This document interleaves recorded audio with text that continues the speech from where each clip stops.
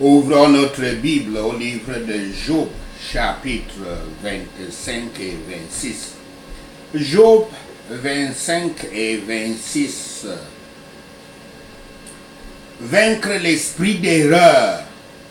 Vaincre l'esprit d'erreur. Job 25. Bildad montre que l'homme ne peut pas être justifié devant Yahweh. Il affirme: les rois humains peuvent avoir de grandes armées, souligne Bildad, mais les forces de Yahweh, à savoir les anges et les armées célestes, sont trop nombreuses et incomptables.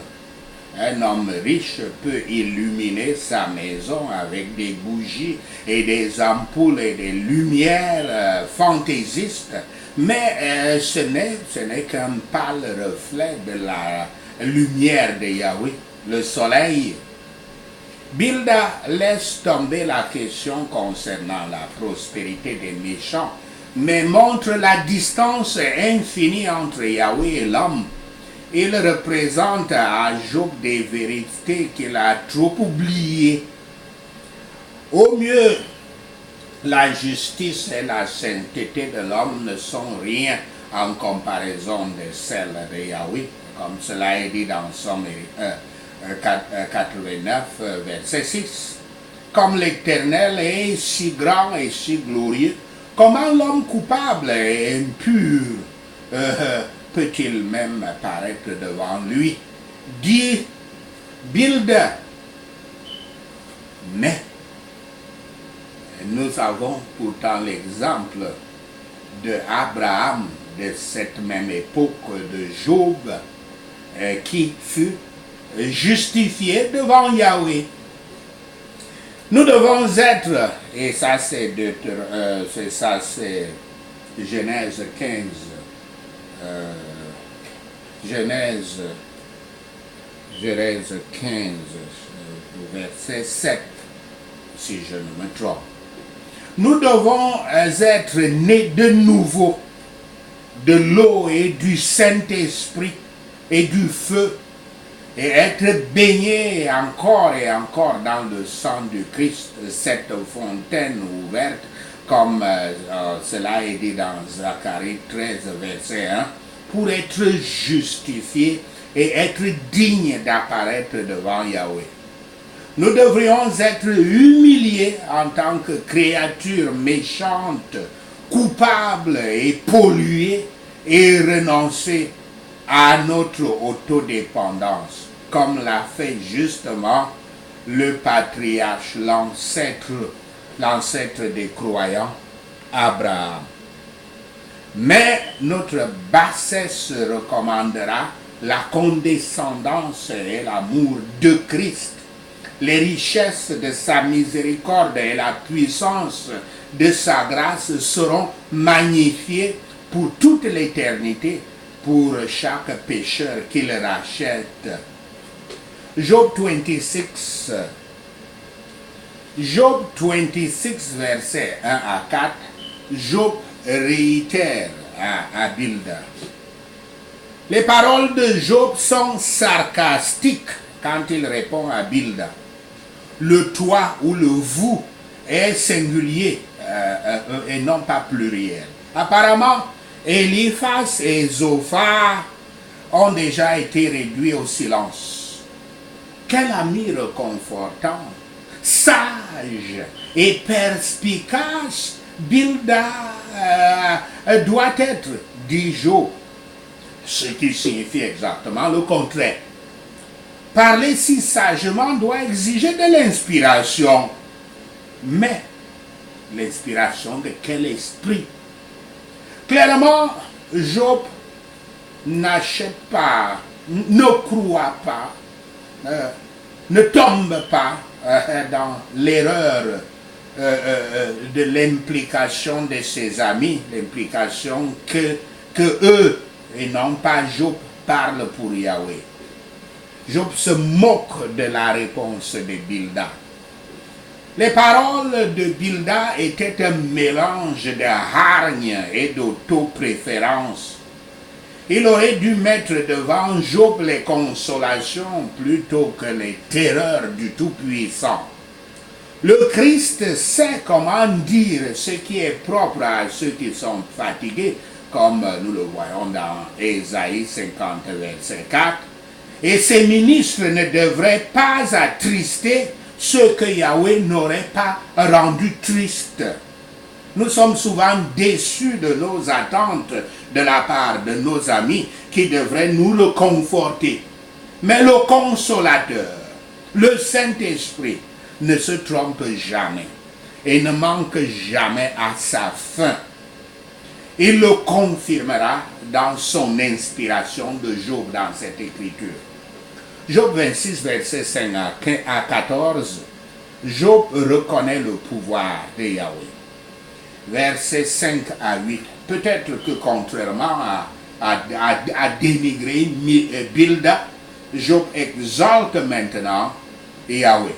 Rien n'échappe à la vie de Yahweh et au contrôle de Yahweh. Yahweh a créé et soutient toujours les cieux, la terre, reste là et là où il l'a mise, même si elle semble suspendue, sans rien pour la retenir. Remarquez ici que Yahweh avait déjà dit depuis le temps de Job et d'Abraham, 2000 ans avant le Christ, que la terre pend dans l'espace. La science n'a pas découvert entre guillemets, la science n'a pas découvert, c'est-à-dire avoir connaissance pour la première fois dans tout le monde entier. La science n'a pas découvert cette réalité du 6e siècle, au 6e siècle avant Christ par le philosophe grec Pythagore. Car ce que l'on enseigne aux gens aujourd'hui, c'est que l'homme sur terre qui a fourni la preuve de la forme sphérique de la terre pour des raisons empiriques vers 330 avant le Christ était Aristote, un penseur grec. Rappelez-vous que pour certains suprémacistes, tout doit avoir été découvert par les Européens, les descendants des Grecs, et ils travailleront dur pour fabriquer des preuves pour cela. Ils vous rappelleront que de nombreuses cultures anciennes avaient adhéré à une cosmographie terrestre plane, y compris donc la Grèce jusqu'à la période classique, la grande période où la Grèce a ouvert les yeux au monde. Les civilisations de l'âge de bronze, avant les civilisations de l'âge de bronze, de l'âge du fer du Moyen-Orient, jusqu'à la période hellénistique, avant l'Inde jusqu'à la période de Gupta, avant la Chine jusqu'au 19e siècle. Ils vous diront que ce paradigme était aussi typiquement conservé dans les cultures arborigènes des Amériques. Et la notion d'une terre plate bombée par le firmament en forme de bol renversé était en forme de soucoupe, on peut dire, était courante dans les sociétés pré-scientifiques. Le continent africain n'est même pas mentionné dans leur liste. Vous savez, puisque le continent africain contenant l'Égypte, qui était la grande puissance qui leur avait enseigné tout, ils préfèrent effacer que le continent africain n'existe même pas dans l'histoire. Donc, le continent africain n'est même pas listé par eux, car ils enseignent que les Africains ont toujours été dans l'obscurité totale jusqu'à ce que la civilisation, entre guillemets, la civilisation leur soit apportée par la colonisation européenne. Alors ils concluront que seule la science apportée par les Européens blancs, faut-il le dire, depuis l'Empire grec, a découvert que la Terre est sphérique et pend dans l'espace. Pourtant, nous venons de lire dans ce livre de Job, un homme qui vivait à l'époque d'Abraham, vers 2000 avant le Christ, que Yahweh, je cite, étend le septentrion sur le vide. Il suspend la terre sur le néant. Job 26, verset 7. La même réalité qu'il vous enseigne à l'école que Pythagore a découverte 15 siècles plus tard. Comment Pythagore a-t-il pu faire la découverte scientifique de quelque chose qui était connu par les Hébreux d'Afrique, puisque Canaan se trouve dans la plaque tectonique africaine? Comment pouvait-il dire qu'il avait pu faire cette découverte scientifique de quelque chose qui était donc connu en Afrique comme évidente parce qu'elle avait été révélée à Job 15 siècles auparavant?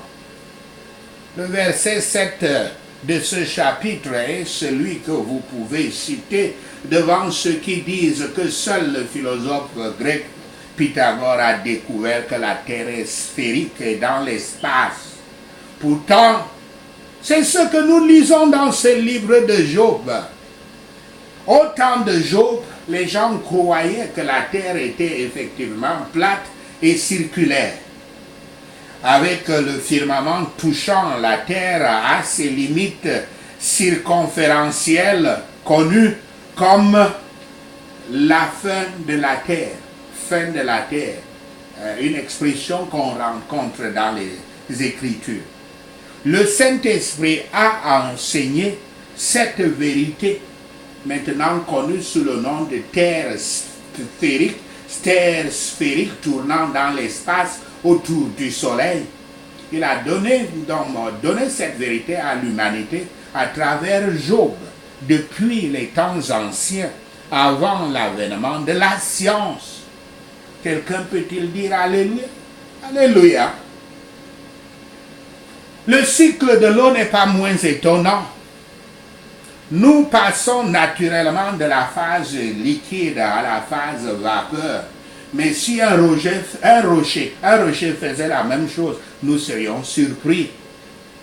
Verset 9 à 13, parce que nous acceptons ces choses comme des évidences, sans voir le miracle de Dieu qui se passe ainsi à tout moment. Versets 9 à 13, le plus commun des événements quotidiens est sous le contrôle de Yahweh, dit Job. Quand un nuage passe entre la terre et la lune, Yahweh en a le contrôle. Lorsque le ciel se lève à l'horizon oriental et se couche à l'horizon occidental, Yahweh en a le contrôle. Les tempêtes qui semblent ébranler les cieux et retourner les eaux ne sont rien pour Yahweh. Il peut les souffler d'un seul souffle. Je cite, serpent tordu, fin de citation, au verset 13, est comme les autres monstres de la mer mentionnés dans la Bible. Une représentation poétique des tempêtes, certainement poétique des tempêtes et autres forces sauvages. Son nom, Rahab au verset 12. Le monstre marin mythique connu aussi sous le nom de Léviathan est aussi le nom emblématique de l'Égypte. Le nom biblique emblématique de l'Égypte utilisé dans la Bible hébraïque pour indiquer la rage, la férocité, l'insolence et l'orgueil. Verset 14. Toutes ces preuves de la puissance de Yahweh peuvent être vues dans la création. Et pourtant, ce n'est pas le plus petit fragment. Pourtant, ce n'est que le plus petit fragment de ce que Yahweh est en train de faire. Ce que nous savons de la puissance de Dieu est comme un murmure comparé au tonnerre, beaucoup trop grand pour que nous puissions le comprendre. Beaucoup d'exemples frappants sont donnés ici de la sagesse et de la puissance de Yahweh dans la création et la préservation du monde. Si nous regardons autour de nous, à la terre et aux eaux ici-bas, nous voyons son pouvoir tout-puissant. Si nous considérons l'enfer au-dessous, considérez qu'il est au-dessous, bien que loin de notre vue, pourtant, nous pouvons imaginer les découvertes de la puissance de Yahweh là-dessus. Si nous regardons au ciel au-dessus, nous voyons les affichages de son pouvoir tout-puissant, le pouvoir tout-puissant de Yahweh. Par son esprit, l'esprit éternel qui a bougé sur la surface des eaux, le souffle de la vie, de sa bouche, le souffle de sa bouche, comme cela est dit dans Psaume 31, verset 6. Il a non seulement créé les cieux, mais il les a embellis. Par la rédemption, toutes les autres œuvres merveilleuses de Yahweh sont éclipsées et nous pouvons nous rapprocher et goûter sa grâce, apprendre à l'aimer, à marcher avec délice dans ses voies. Le motif de la controverse entre Job et les autres disputants était qu'il pensait injustement à partir de ses afflictions qu'il avait dû se rendre coupable de crimes odieux. Il ne semble pas avoir dûment considéré le mal et le juste désert du péché originel. Ils n'ont pas non plus tenu compte des desseins gracieux de Yahweh dans la purification de son peuple, de ses serviteurs. Job a sombri aussi. Il a sombri aussi le conseil par des paroles sans connaissance. Mais ses opinions sont quand même plus distinctes. Il ne semble pas avoir allégué sa justice personnelle comme fondement de son espérance envers Yahweh. Pourtant, ce qu'il admet dans une vue générale, dans son cas, il l'avait nié. En effet, quand il se plaignait de ses souffrances comme imméritées et sévères, cette plainte même prouvant la nécessité de leur envoi, qu'il devait lui être envoyé afin qu'il soit plus humilié devant Yahweh. Sachez ceci et le Seigneur Yahweh vous bénira. Amen. Passons à la section point de prière. Les amis de Job n'épargnent aucune tentative pour l'entraîner dans le piège de l'acceptation de la culpabilité du péché. L'esprit d'erreur est à l'œuvre sur eux et ils veulent que Job commette une erreur. L'Écriture dit en effet, je cite, « Nous sommes de Dieu. Celui qui connaît Dieu nous écoute. Celui qui n'est pas de Dieu ne nous écoute pas.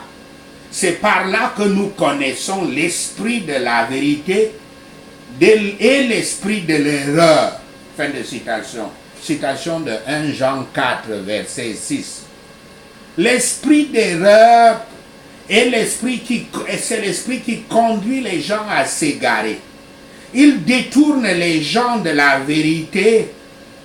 L'esprit d'erreur est le fils du père du mensonge, du père des mensonges, à savoir Satan.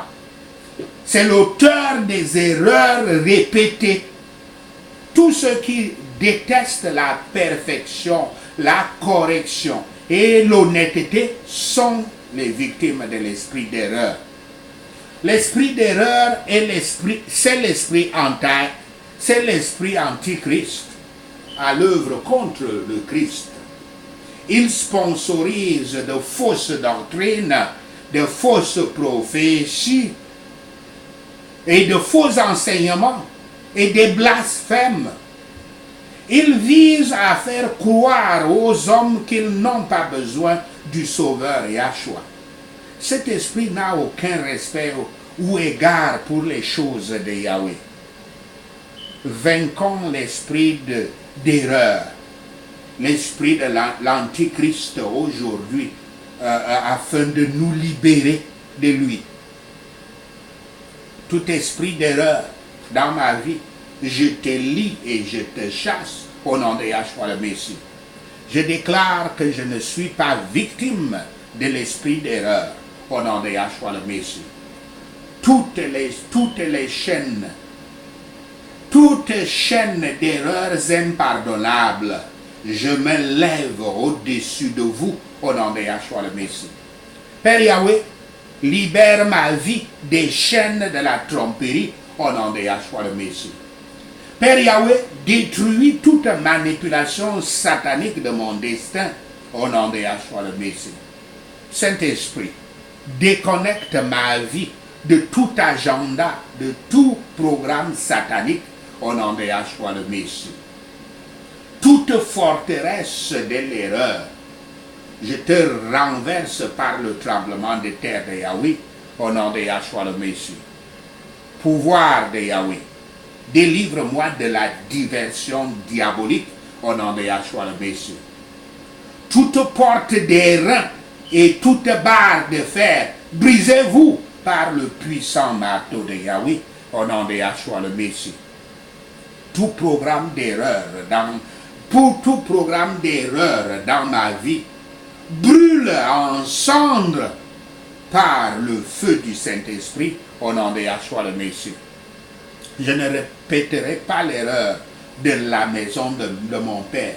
Je ne répéterai pas l'erreur de la maison de ma mère au nom de Yahshua le Messie. Tout pouvoir de la vie du profil bas soit détruit par le feu du Saint-Esprit au nom de Yahshua le Messie.